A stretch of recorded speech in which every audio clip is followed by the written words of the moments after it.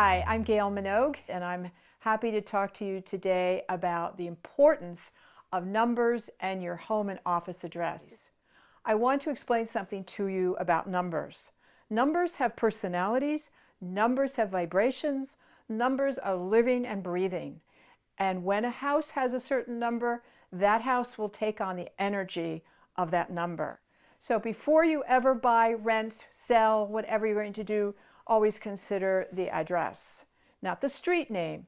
So when we're looking at an address, forget the street name.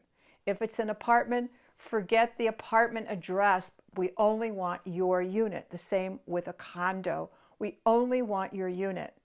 So if your unit is 23B, as in baby, then consider your unit to be 23-2, because B is the number 2. So in numerology, we always look at letters as being numbers. So letter A is 1 and B is a 2. And when looking at a property, think the same way. If the unit is 3C, it's actually 33. And when we're looking at an address number, always reduce it to the lowest denominator of that number. So if it is 2, 3, 5, you would add these numbers together, and that is a 10. The lowest of that is a 1. So you would be living in a number 1 house. Now, what can you find being an issue or problem for you when you're going to look for a house or a unit, apartment, a condo, an office space? It's the energy of this number. Is it conducive to what and how you want to live in that space? Always ask yourself, how do I want to live in this house? Do I want it to be a powerful house as an executive would live in? Do I want to just have a house where I'm more like a couple? So we'll talk about each address. How numbers will actually touch your life or how they will customize to you is a lot about what's in your name itself and what numbers are you missing. Remember, letters in your name that are missing the certain number behind it, and you move into a house that matches one of your karmic lessons, you will activate the karma living in that house. It's pretty powerful. So for instance, say I have no number 8 or no number 1. Say I have no number 2 in my name. I have no B, I have no K, I have no T.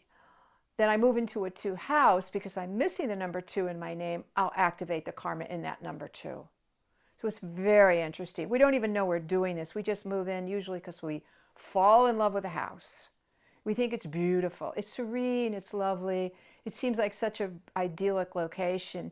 And then you get in there and all of a sudden your money goes out the window, or you become reclusive, or you become sick when you get in that house, or everything goes poorly. Or you move in and the house you were in prior to that, you were sick and poor and miserable. And you move into this house, now you're happy, you have social life, you have all these things coming to you. The number of the location is critical. The number 1, a house that reduces to the number 1, encourages independent people to live there. So if that's what you want to be or become, I encourage you to go into a number house. Well, number 1 house will always make people stand on their own 2 feet. Always does, always creates independence. It's an innovative energy, it's unique, and it will develop your courage and boldness. So 1 is about us starting. We always start with the number 1. The number 2 is about the other. So number 2 houses is not a place I recommend necessarily for a loner, a person who wants to, say, go in that house by themselves, but would like a partner, romantic or what have you. It's a wonderful house for a couple. So I prefer a couple to go into a 2 house, 2 or more people in that house. A 2 is very peaceful. It encourages writing. It's a peacekeeper. The 2 is always about the other and what we'll call more cooperation. It's also indecisive. So you may find living in a 2 space that you're not as decisive as you might have been or have been. The number 3 house is highly creative. 3 is always considered the creative number. This is the number that is a wonderful, what we'll call hosting, socializing, creating art, writing. People like to come to a 3 house. It's fun. So a 3 is expansive and creative. The number 4 house is a house of work, order, discipline.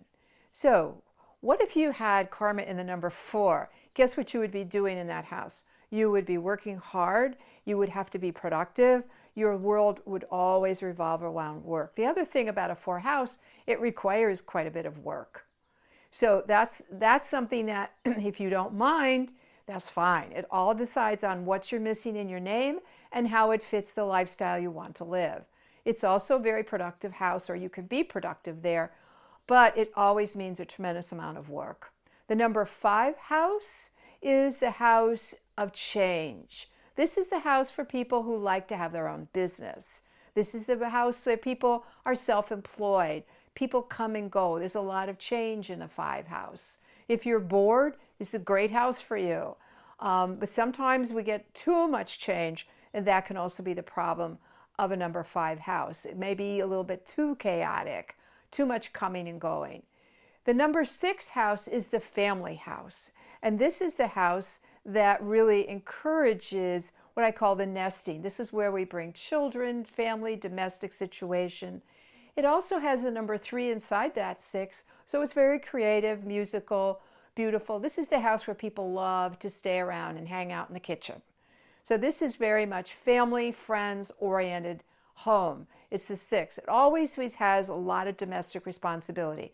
For instance, if you were missing the number 6 in your name and you move into a 6 house, guess what? All this responsibility will start to fall upon you. You might have to bail your brother out of jail. You might have to have issues with your children that are going to take more responsibility on your part. Your husband or wife may be traveling a lot and you get more responsibility at home. That's as if it activates a karma. So the difference in going from a loving, social, domestic home to one that you're overly burdened with responsibility depends upon the karma in your name. So your name is very much involved with the location of your house and your house address. The number 7 is the number I mentioned early on, is all about restoration, quiet, calm, peaceful, natural, all this type of energy. So in this type of home, this is not really where you'd hold your business. You wouldn't put your business in a 7 house. So I would discourage that.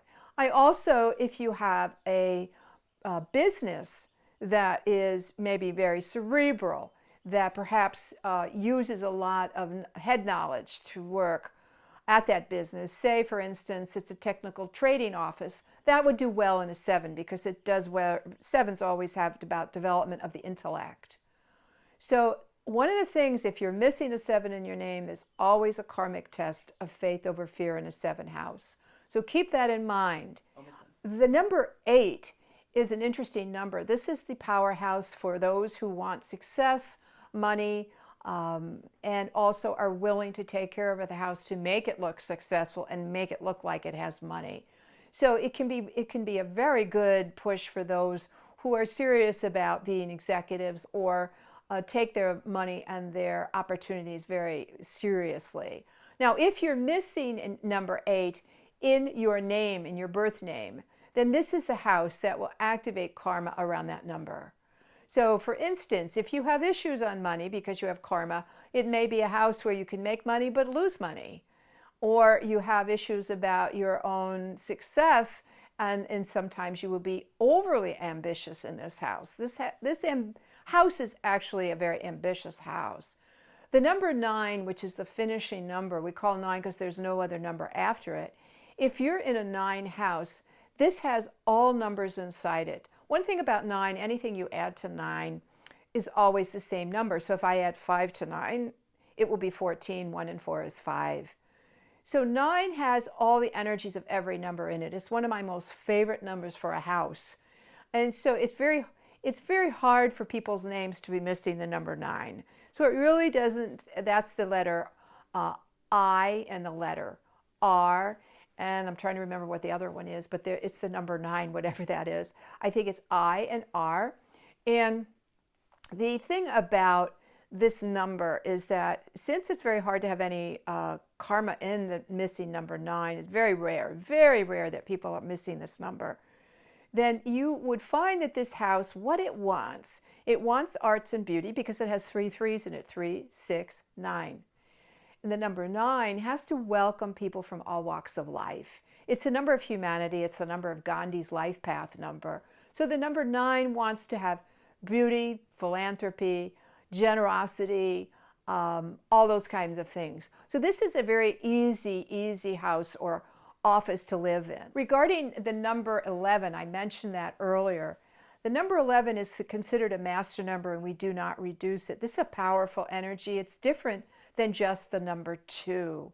So if you had an address like 38 or 83 or 11 itself, this is a very inspirational number. It's a fabulous number. You want to really make this house beautiful and lovely. Flowers, beautiful art, music. It has a high creative vibration, a high inspirational vibration.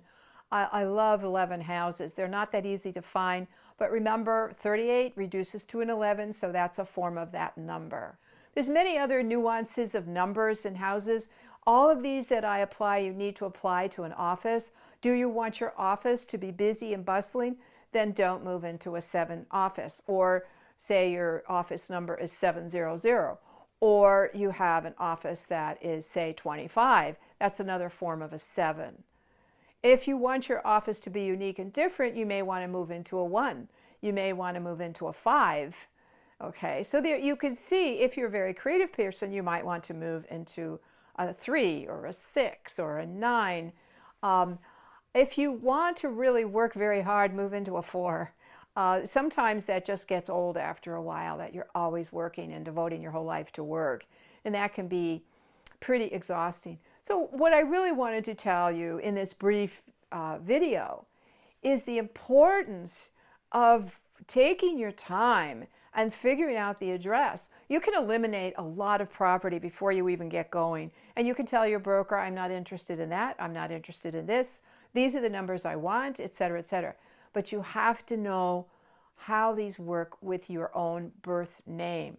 What's missing in your birth name is the karma. Do you really want to activate it by moving in this house or this office or this apartment? For more information about your addresses as well as other information about even your license plate number, which is in my book, Divine Design, How You Created the Life You Are Living, this will be of great help to you.